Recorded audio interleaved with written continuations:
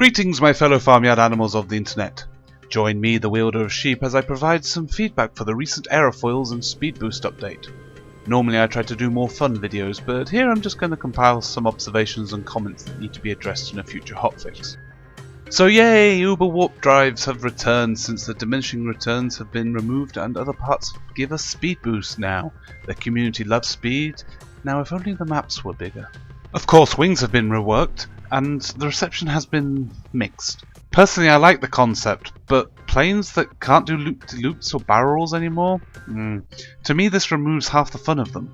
It's clear this change was made with the game's accessibility and Xbox controls in mind, which is annoying considering we were told that Robocraft Infinity game development would not affect the PC version.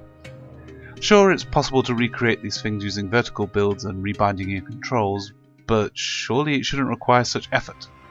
Do a barrel roll! I really just can't. Do a barrel roll! Please stop tormenting me.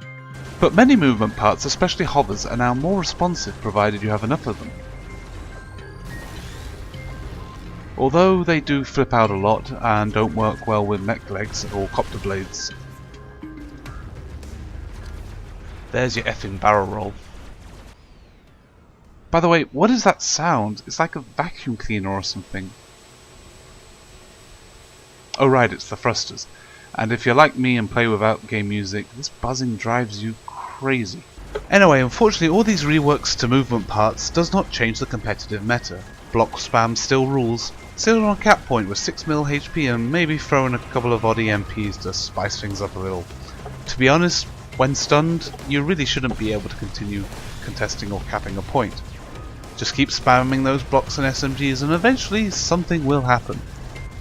This really demotivates competitive play, and as a direct consequence the Galaxy War tournament, yes that's still going, has been delayed further.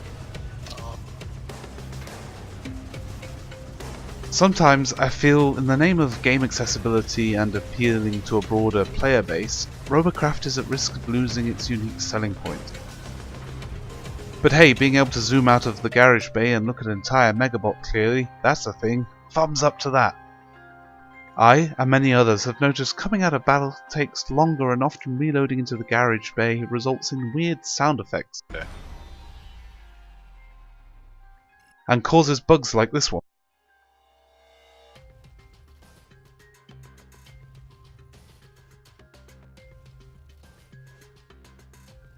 I've also noticed the return of the Tesla graphics bug.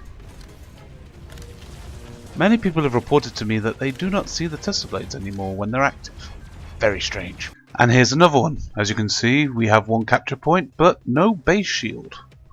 Players have also reported to me that the auto spot seems a little strange.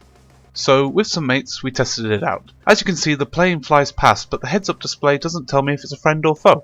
Odd. Also, here you can see the render distance, and that I can be shot from beyond it by plasma.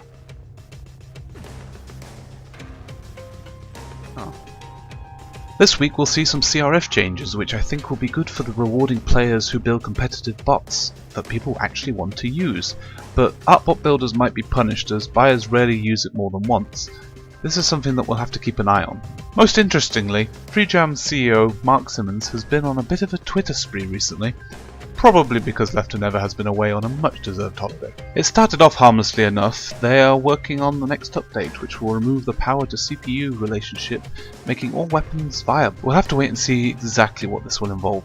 Mark also tweeted that next week's update will likely see the return of larger maps by 20%. Now this can only be a good thing. Speaking of good things, flak cannons will be prevented from working in the air. This kinda makes sense, but it'll be interesting to see how they implement it. Hopefully it won't annoy too many people. And then, all of a sudden, on Friday afternoon, 20% reduction to HP for the purposes of reducing time to kill. So me and Brutal Bic took to Twitter to see if we could get some answers.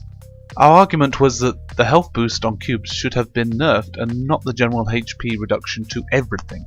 This is because 20% reduction does not affect the relative HP gap between bots. There's a really great infographic on the forums at the moment explaining this recent TTK change. I really suggest you check it out. To this, Mark said he wanted to retain the HP boost as there needs to be a reason to encourage people to use lots of cubes. I'm guessing this is because of the damage boost system that is coming later. Ultimately, it seems all the recent frustration and imbalance is a result of the recent updates being rolled out gradually when they require all the parts to work. I hope. Come back, Left and Never. All is forgiven. Anyway, these are the things confusing players at present, and whether there's a good reason for them or not, we do not know. Let me know in the comments below what you think it all means, or if I missed something from this short feedback. Thanks for listening, and feel free to check out some of my other, more funnier videos. Oh, and subscribe if you're keen. You know, if you like. No pressure. Ciao for now.